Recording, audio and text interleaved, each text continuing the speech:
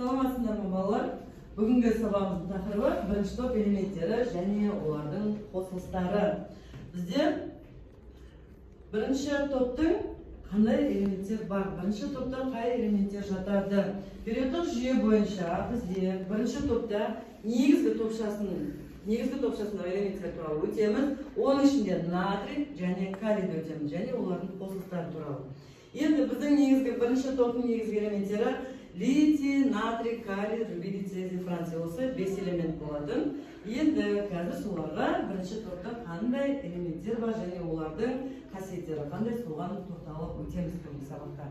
Енді периодтық жүйенің тобындағы бізде бірінші топта орналасқан элементтерді сілтілік металдар деп атаймыз. Сілтілік металдар деп аталу себебі неге олай аталады? Себебі олар бұл металдар сумен реакцияға түскен кезде сілті түседі. Енді периодтық жүйедегі бірінші А топтың негізгі топшасындағы элементтер жаңа айтып кеттім. Литий, натрий, калий, рубидий, цезий және франций деген 5-6 элемент бар. Енді периодтық жүйедегі әр период сілтілік металдардан басталады. Мысалға бізде периодтық жүйеде 7 период бар, иә? Сол 7 периодтың бірінші элементтері барлығы период арқылы өскен сайын бірінші енді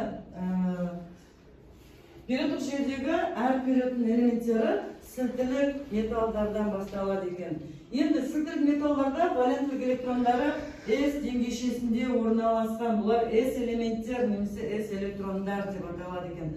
Бірінші периодтың барлық металдар емес, бірінші А тобының негізгі топшы элементтері S элементтері деп аталады екен. Электрондық конфигурациясы NS1. Қосылыстардағы тотығу дәрежесі барлық элементтерді плюс 1-ге тең болады екен. Енді валенттілігі де бұлардың 1-ге тең. Себебі бұлар бірінші топтың элементтері. Түсінікті? Енді сілтілік металдар ең күшті тотық сыздандырғыштар болып есептеледі екен.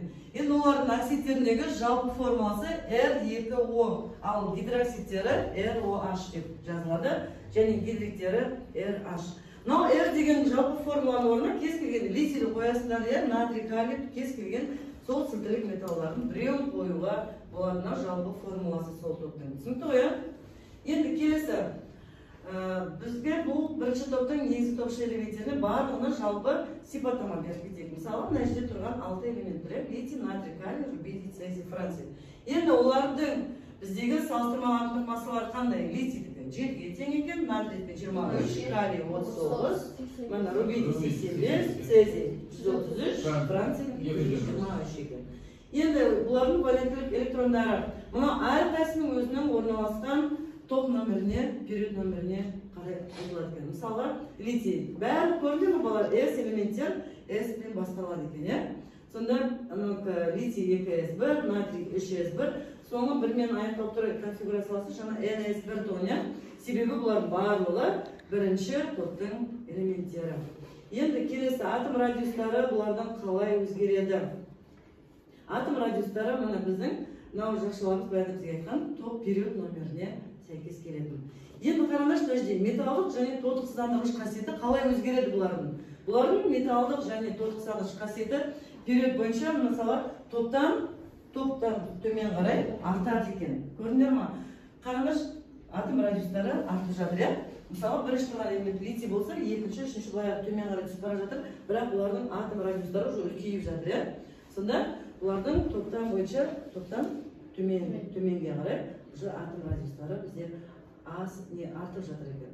Енді қосылыстарына келетін болсақ, әрқайсының өзінің қосылыстары бар, оксидтері және гидроксидтері өте көп таралған, әсіресе бұлар қосылыс тұз түрінде көп кездескен. Мысалға, кәдімгі біздің натрийді қараңыз, жер қыртысында 2-де 64% натрий бар екен. Қосылыс түрінде. Енді оның ішіндегі ең көбі ас тұзы галит деп аталады. Біз кәдімгі ас тұзын білеміз, ойайы пайдаланып жүрген. Оны қай жақтардан аламыз ас тұзын? Тұзды көлдерден аламыз, дауысымыз шығарып айтайымыз. Тұзды көлдерден аламыз, бізде не көп? Тұзды ащы көлдер көп. Мысалға, біздің өзіміздің ауданның қай жақта бар бізде тұзды тасып жатыр? Қай жерден тұз тасып жатыр осы? Сарысу ауданында. Бізде, мысалға, қараймыз, натрийдің көп деген қосылыстары бар, мирабилит немесе глаубер тұзы деген бар, натрий селитрасы бар, креолит деген бар, сосын бора немесе натрий тетрабараты деген бар. Енді натрийдің қосылыстары тұз түрінде өте көп кездеседі екен. Енді калийға келетін болсақ, калий жер қыртысында натрийге қарағанда сәл аздау 2-41% кездеседі екен. Енді бұның көп қосылысының бірі сильвин, сильвинит және карналит деп аталады екен. Енді бізде осы мынау неде Тараздан келе жатқан кезде бізде қандай завод ашылып жатыр? Қай елдің адамдары бізде завод ашып жатыр? Түрік, түріктер бізде түріктің фирмалары келіп бізде мынау Сорбұлақта не өндірген деп сода, сода өндірген деп жатыр. Демек біздің Сарысу ауданында тұз да бар, сода да бар және көптеген қазба байлықтарға өте бай жер екен. Түсінікті ма балалар? Сонда осы натрий мен калийдің барлық десек те шамалы тұздарының көбісі осы біздің Сарысу, Жамбыл облысы Сарысу ауданында көп кездеседі екен. Енді қарашы, мына жерде бұлар табиғатта, мысалы, біздің кәдімгі химиялық лабораторияларымызда қандай түрде кездеседі екен. Бұлардың физикалық қасиеттері қандай сілтілік металдардың? Енді бұлар сілтілік металдар дегеніміз өте жеңіл және пышақпен оңай кесіледі екен. Нан сияқты пышақпен кесуге болады екен натрий калийлар. Түсінікті ме балалар? Бұлар кесілген жері, мына қараңызшы, мысалы литий бізде қараңыз, натрий. Жылдырмай, енді осыларды пышақпен кесілген кезде кесілген жері жылтыр болып, күмістей жып-жылтыр түсті болып тұрады екен. Түсіндіңдер ме? Кәдімгі сендер ойлап қаласыздар, мына қатты темір екен, бұл жаңағыдай кесілмейді деп, бірақ пышақпен оңай кесілетін металдар екен. Енді бұлар сосын жұмсақ, иілімді және оңай балқитын ақ түсті заттар екен. Мына жерде мынау калий тұр, натрий, литий, анау рубидий және цезий деген 5 элементтің сендерге үлгісі көрсетілген. Енді бұлар қандай электр өткізеді екен және жылуды да жақсы өткізетін металдар екен. Енді оларды қалай аламыз және қалай алу жолдары бар. Мысалға, бұл натрий мен калийдің алу жолдары, мысалы, натрийді 1807 жылы ағылшын ғалымы Дэвид натрийді электролиздеу арқылы алған. Электролиздеу арқылы дегеніміз қандай? Мысалға, ас тұзын электролиз әдісі арқылы, электр тоғы арқылы балқытып, сол электролиз әдісі арқылы натрий хлоридінен, мысалы, ас тұзынан натрийді және хлорды бөліп алу әдісін ойлап тапқан екен. Түсінікті ма? 1807 жылы ағылшын ғалымы Дэвид. Енді калийді қалай аламыз? Калий гидроксидіне натрий буын жіберу арқылы тотықсыздандырып алады екенбіз. Көрдіңдер ме реакция теңдеуін?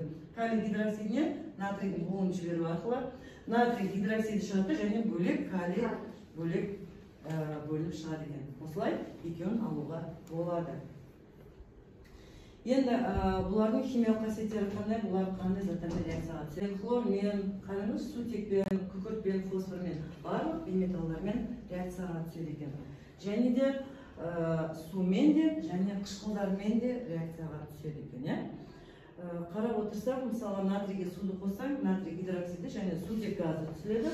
Натрийге қышқылды қоссақ, тұз және сутек газы бөлініп шығады екен.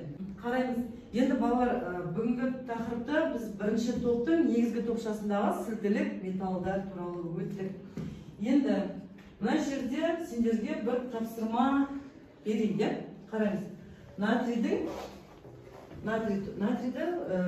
жас қойған сөйлемде, бірақ бос орындар тұр, сол бос орынға үстіндегі тірек сөздерді пайдаланып, оксид, бір, атар, бір деген, осы 4 тірек сөз бар. Осында пайдаланып, мына жаттығуды маған айтып бере аласыңдар ма? Орында қарап көріңіз, қазір бір қарап шығып, маған айтып бере аласыңдар ма? Айтамын. Натрий бірінші топта орналасқан металл. Келесі сөйлем. Натрий. Айта ғой. Натрий бірінші топта орналасқан металл. Натрий атомының сыртқы қабатында бір электрон бар. Натрий оттегімен реакция түскенде оксид түзіледі. Топтада жоғарыда төмен қарай сылтылы металдардан белсенділігі артады. Дұрыс, молодец. Дұрыс айтты, артады екен.